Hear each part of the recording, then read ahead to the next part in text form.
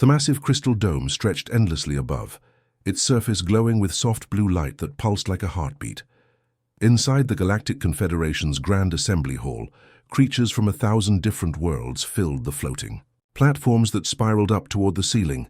Some breathed methane through gill slits, others pulsed with electric energy, and a few existed as pure light contained in crystalline shells. Ambassador Vextar's forearms gestured gracefully as holographic images danced around his serpentine form. His scales shifted from deep purple to silver as he spoke, a sign of excitement among his species. Before him, a three-dimensional map of the Sol system rotated slowly, with Earth highlighted in pulsing red. "Honored delegates," Vextar's voice resonated through the translation matrices that allowed hundreds of species to understand each other. "I present to you a most profitable opportunity. Planet Terra 3 offers everything we desire in a resource world."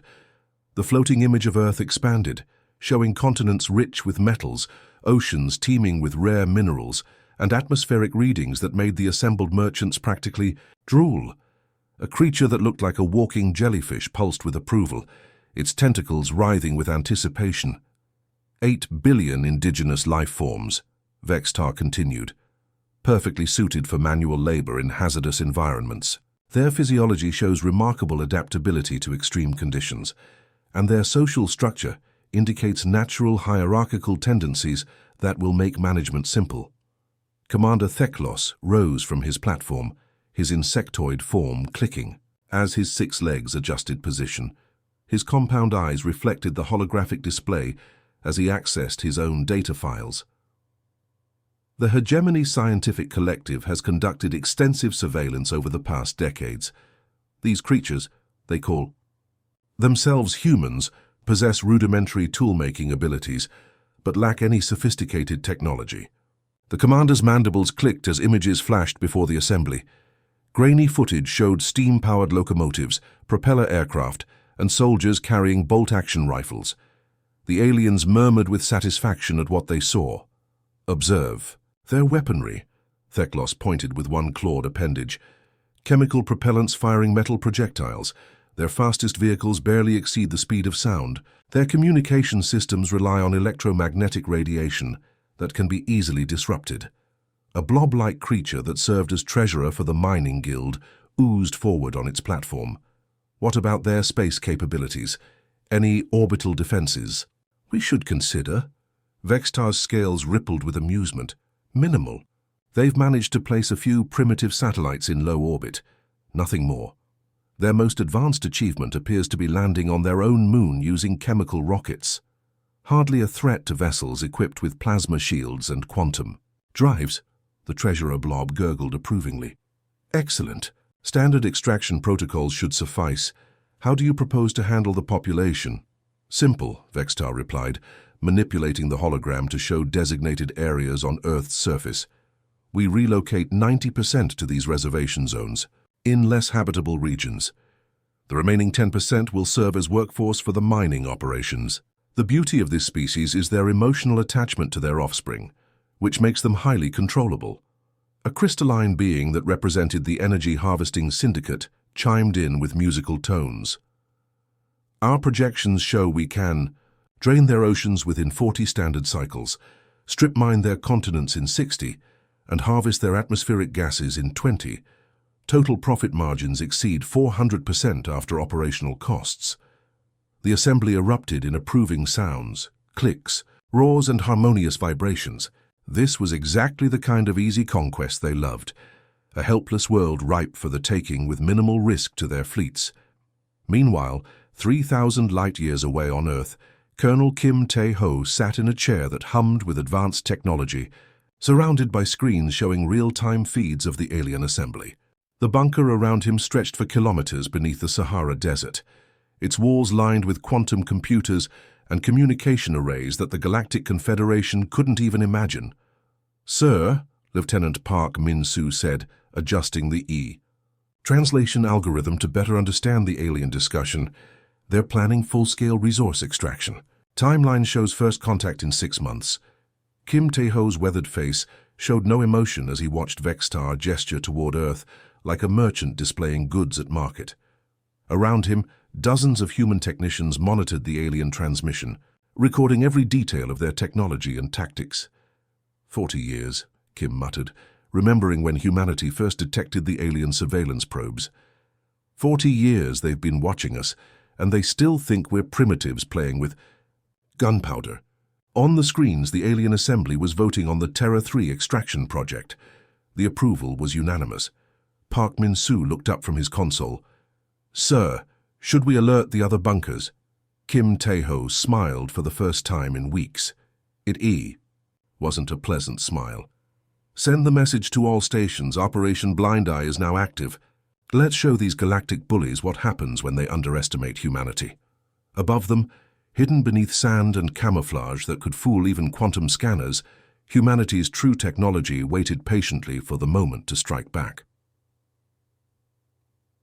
Space. Itself seemed to tear open as the Confederation fleet dropped out of hyperspace. 50 colossal warships materialized in perfect formation, their hulls gleaming with alien metals that shifted color like oil on water. Each dreadnought stretched over 2 kilometers long, bristling with weapons that could crack planets and shields that had never been breached. Admiral Zekmor stood on the bridge of his flagship, the Eternal Dominion, his 6 eyes focused on the small blue world below. His species had evolved from apex predators, and every instinct told him this would be another easy hunt.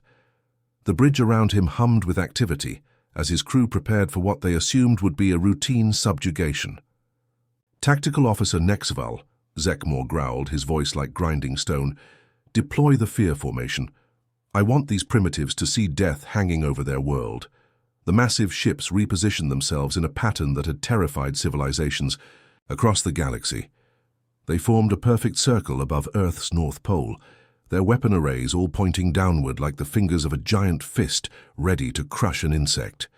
"Sir," reported the communications officer, a creature whose crystalline form pulsed with different colors as it spoke. "All frequencies are active. We are broadcasting on every channel these primitives use."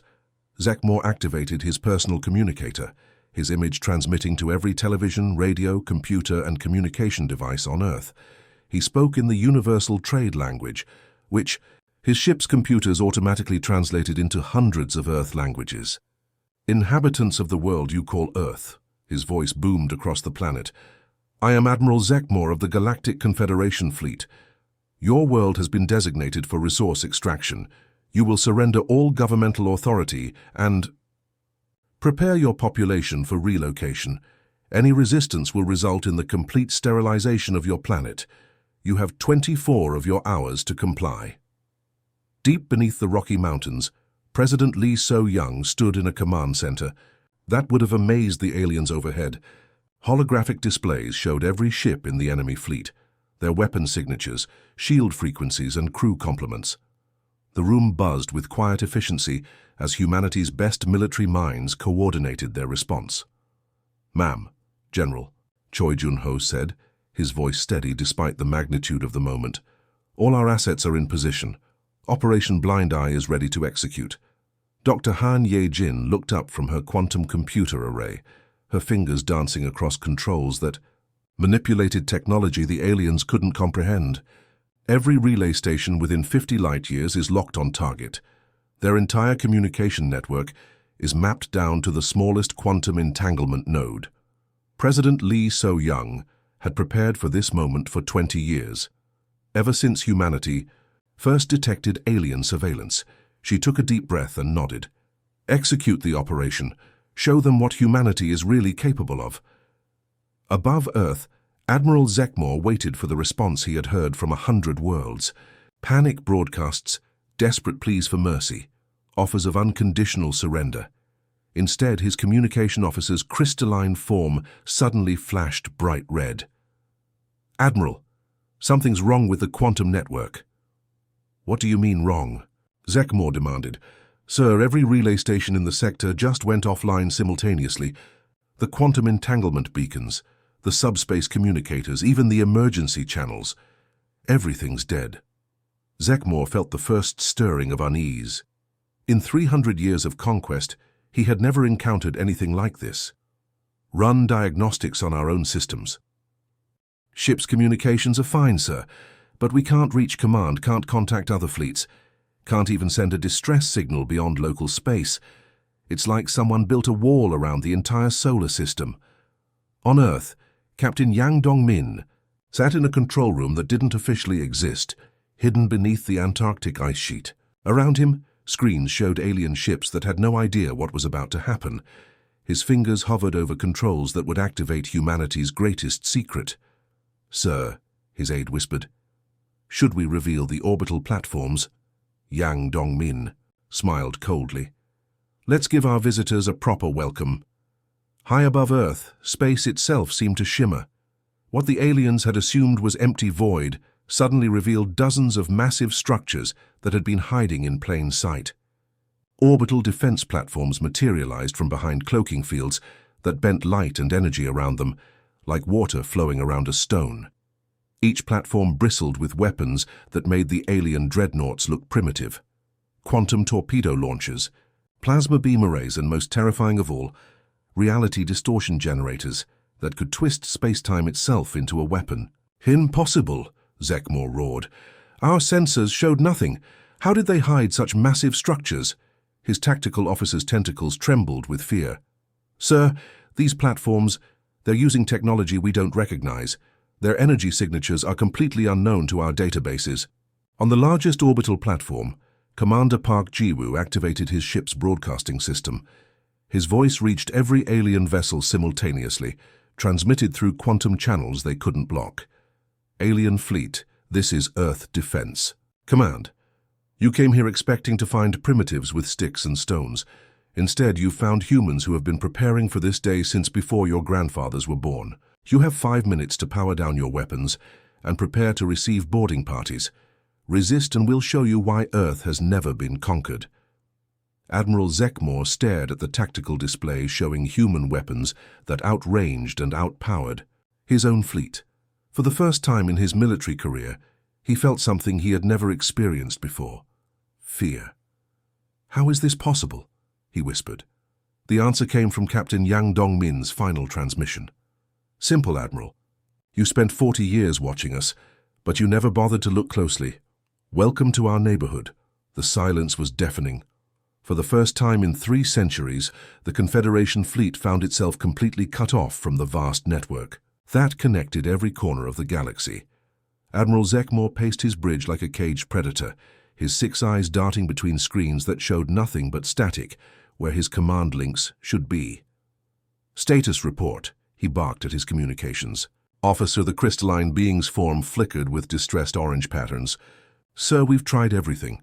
Quantum entanglement is completely severed. Subspace channels are blocked. Even basic radio signals can't penetrate beyond the outer planets of this system." What Zekmore didn't understand was that the Confederation's greatest strength had become its fatal weakness. For millennia, they had conquered worlds by overwhelming them with perfectly coordinated fleets that moved like a single organism. Every ship commander was trained to follow orders from above, not to think independently. Now isolated and confused, the alien captains began making desperate individual decisions.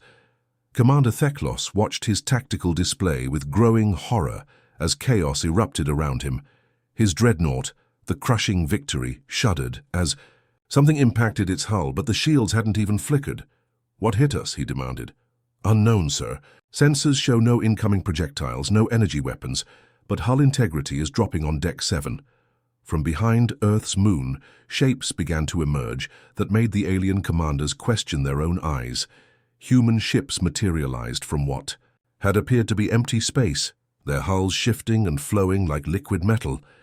These weren't the crude metal boxes their intelligence reports had described. These vessels moved with predatory grace, their surfaces adapting and changing in real time. Major Kim Sun-woo gripped her fighter's controls with steady hands as she weaved through the alien formation.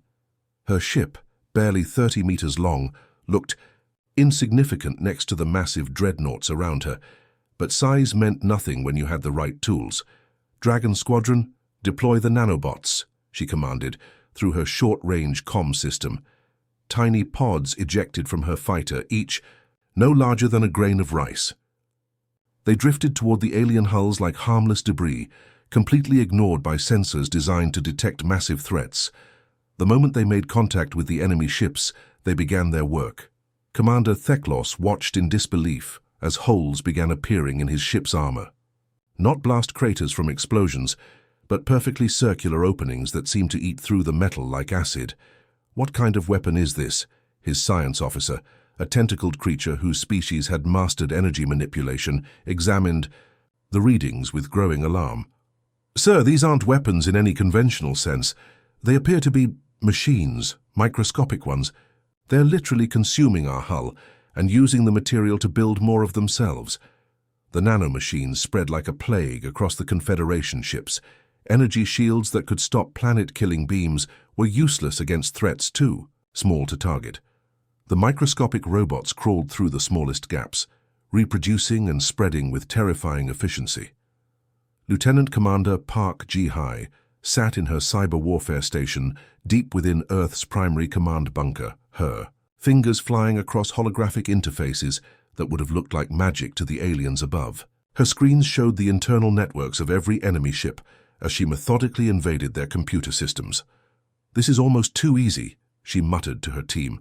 "Their cybersecurity is incredibly sophisticated, but it's all designed around preventing other galactic civilizations from breaking in. They never considered someone might approach it completely differently. Where alien hackers tried to overpower systems with brute force computational attacks, humans slipped in through unexpected pathways. They used chaos theory, random pattern, generation, and psychological warfare techniques that no galactic species had ever encountered. "I'm in their flagship's navigation system," Park Ji-hai reported to Admiral Bayek In-ho. "Want me to send them somewhere interesting?" "Not yet," the Admiral replied, watching the tactical display as human ships danced between the confused alien formations. Let them suffer in confusion a little longer. The alien fleet was falling apart. Without their command structure, individual captains made conflicting decisions. Some tried to retreat, others attempted to attack, and a few simply sat motionless, waiting for orders that would never come. The perfect formation that had intimidated thousands of worlds became a liability as confused ships collided with each other. "Captain." No Jamin watched from his stealth cruiser as two alien dreadnoughts accidentally fired on each other, their automated defense systems triggered by the movement of what they mistook for enemy vessels. "Sir," his tactical officer reported, "the enemy fleet is in complete chaos.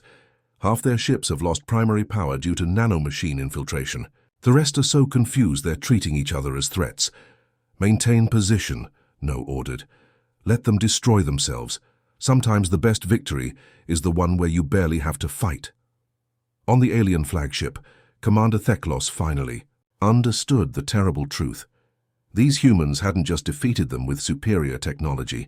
They had studied the Confederation's greatest strength and turned it into a weakness. Every advantage the aliens had relied on for centuries had been systematically neutralized. "Sir," his tactical officer reported with a trembling voice, "we're receiving a transmission from the human fleet." Major Kim Sunwoo's voice filled the bridge, calm and professional. "Confederation ships, this is Earth Defense Command. Your weapons are disabled, your communications are severed, and your hulls are being consumed by our nanomachines. You have two choices. Surrender now and live, or continue this pointless resistance and watch your ships dissolve around you." Admiral Zekmor, listening from his own crippled flagship, felt something he had never experienced in 300 years of conquest: complete and utter defeat. The Eternal Dominion limped through space, its once proud hull now scarred with thousands of perfectly round holes where nanomachines had eaten through the armor. Emergency lighting cast eerie shadows across the bridge as Admiral Zekmor convened what remained of his command staff. Around the conference table sat the survivors. Ambassador Vextar clutched his damaged arm, his scales flickering between pain-induced colors. Commander Theklos's insect-like form twitched nervously, his compound eyes reflecting the flickering lights. The blob-like treasurer of the Mining Guild had lost a third of its mass to emergency medical procedures after its ship's life support failed. "Report casualties," Zekmor ordered, his voice hoarse from breathing recycled air thick with smoke. 27. Ships completely destroyed. Theklos clicked mournfully. 15 more are dead in space, their crews evacuated to surviving vessels. The rest of us are running on emergency power, and our supplies won't last more than 10 rotations. Vextar's forearms gestured wildly as his rage overrode his pain. This cannot be happening. Our surveillance showed primitive combustion engines, crude firearms, basic electronic communication. How did they hide technology that surpasses our own? The holographic projector in the center of the table flickered to life, casting a blue glow across the desperate faces. Captain Song Minar appeared before them, her human form standing calmly despite the chaos around her. Her uniform bore no battle damage, her expression showed no strain.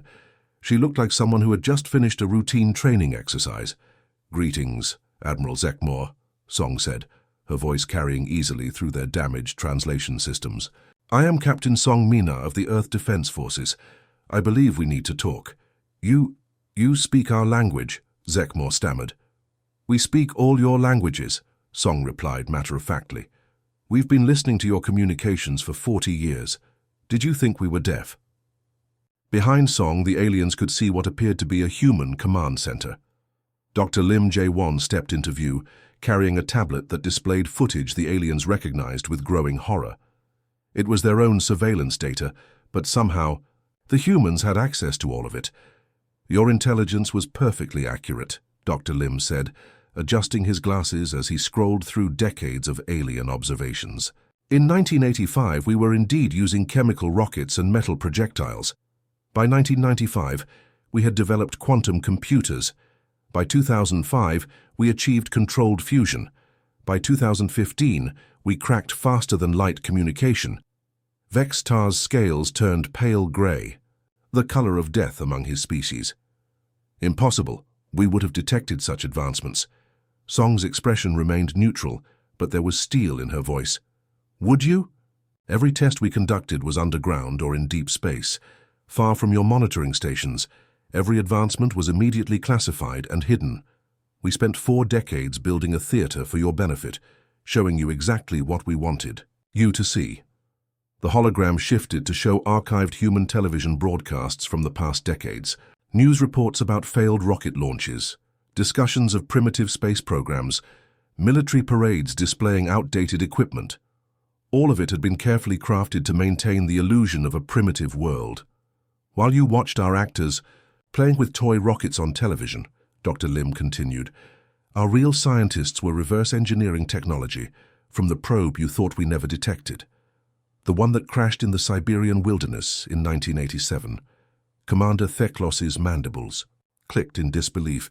That probe was equipped with the most advanced stealth systems in the galaxy. No primitive species could have detected it." "Primitive," Song repeated, and for the first time, her calm facade cracked slightly. "You keep using that word. Let me tell you what primitive really means, Commander. Primitive means surviving ice ages that killed 90% of all life on our world. Primitive means rebuilding civilization after plagues that wiped out half our population. Primitive means looking up at the stars and deciding to reach them, despite every obstacle in our path." The hologram expanded to show Lieutenant Colonel Zhang Yerin standing before a massive quantum computer array that stretched as far as the eye could see. Her fingers danced across controls that manipulated forces the aliens barely understood. "For 20 years, Song continued, Colonel Zhang has been developing quantum communication disruptors specifically designed to target Confederation network protocols. We didn't just study your technology, we studied your psychology, your military doctrine, your entire civilization. We know how you think, how you fight, how you surrender." The Mining Guild treasurer oozed forward, its remaining mass quivering. What do you want from us?" Song's image turned to address Zekmor directly. "Admiral, you came here to strip mine our oceans and relocate our population to reservation camps. You spoke of us like cattle to be herded. Now I'm going to make you an offer, and I suggest you consider it very carefully." The bridge fell silent except for the hum of failing life support systems. Even the emergency alarm seemed to quiet, as every alien leaned forward to hear humanity's terms. "Unconditional surrender," Song said simply. "Your surviving crews will be treated according to the laws of war. Your wounded will receive medical attention, and you will be held until arrangements can be made for your repatriation. And if we refuse? Zekmore asked, though his voice suggested he already knew the answer. Song's expression hardened. Then we demonstrate what happens when humans get truly creative with alien technology. Your nanomachines have been sampling your hull materials for 3 hours now. Colonel Jiang believes she can reprogram them to consume your entire fleet in approximately 17 minutes. She paused, letting the implications sink in. The choice is yours, Admiral. Surrender with honor, or discover just how primitive humanity really isn't. The silence stretched for long moments before Admiral Zekmore, conqueror of 100 worlds, spoke the words he never thought he would utter. We surrender. The detention facility orbited Earth like a metal moon, its corridors filled with the defeated remnants of what had once been the galaxy's most feared military force. Admiral Zekmore pressed his 6 hands against the transparent aluminum window of his cell, watching news feeds that made his scales turn the sickly yellow color of despair. On the screen before him, entire star systems were going dark one by one. The carefully maintained network that had connected thousands of worlds for millennia was collapsing like a house of cards in a hurricane. The Rigel system just activated quantum disruptors, Major Yoon Seo-jin reported to General Kim Dae-jung, from Earth's primary command center. That's 43 systems in the past 6 hours. The cascade effect is accelerating. General Kim studied the galactic map with satisfaction. Red dots marked every system that had severed its connection to the Confederation network. Blue dots showed systems still under alien control.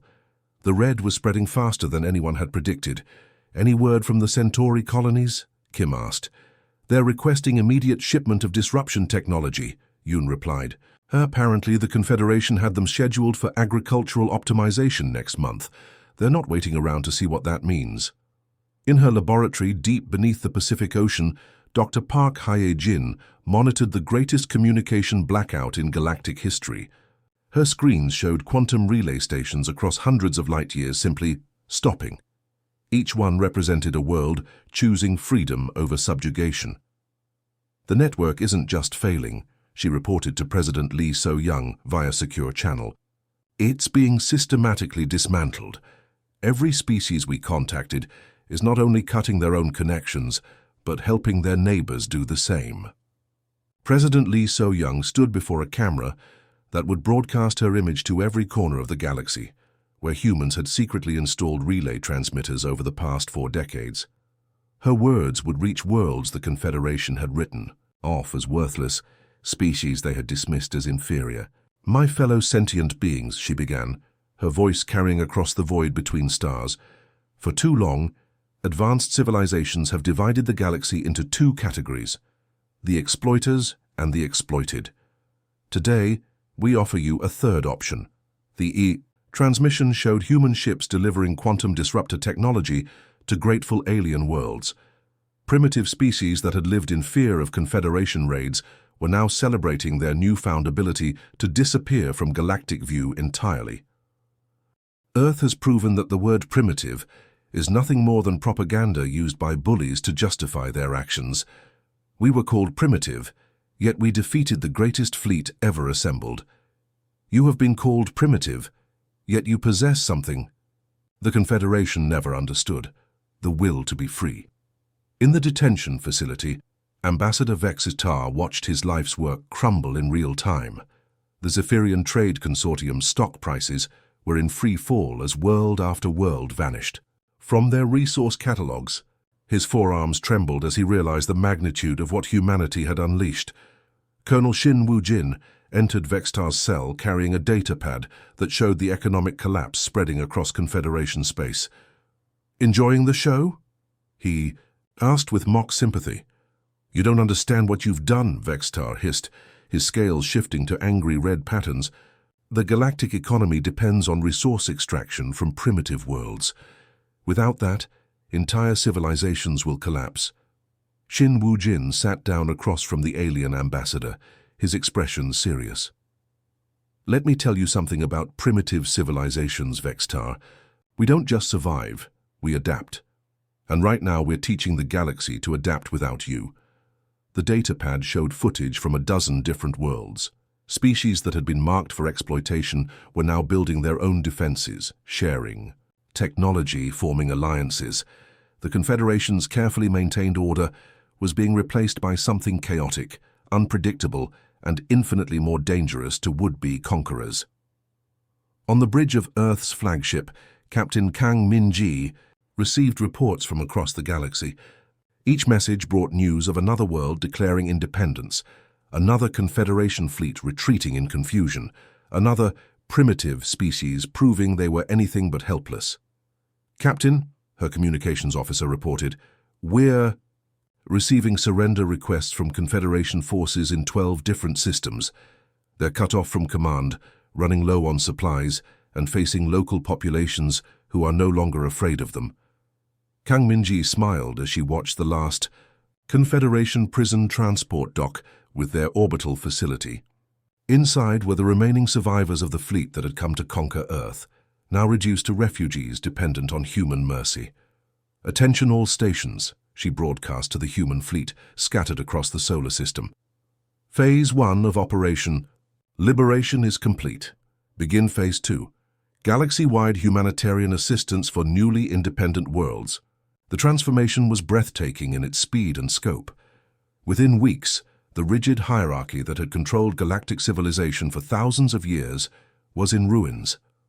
Former client worlds were forming new alliances based on mutual cooperation, rather than exploitation. Trade routes that had funneled resources to Confederation core worlds were being redirected to benefit the producers themselves. Dr. Park Hyojin watched the cascade failure reach the galactic core, where the most advanced Confederation worlds suddenly found themselves cut off from the resources they had taken for granted. "The network collapse is now complete," she reported.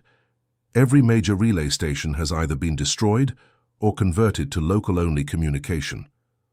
Admiral Zekmore slumped in his cell as the final news report confirmed his worst fears. The Galactic Confederation was finished. Not conquered by a superior force, but simply abandoned by the millions of worlds that had decided they no longer needed galactic government. Captain Kang Min-ji stood at the observation deck of the detention facility, looking out at the stars, that no longer obeyed any single authority. "You know what the beautiful thing is?" she said to her aide. "We didn't conquer the galaxy, we just reminded it that nobody has to be conquered." The age of galactic empires was over. In its place rose something new, a galaxy where being called primitive was no longer a death sentence, but a badge of honor worn by species who had chosen freedom over safety, chaos over order, and independence over subjugation. As Earth's children spread across the stars, they carried with them a simple message. Sometimes the best way to win a rigged game is to teach everyone else to stop playing by the rules. The end.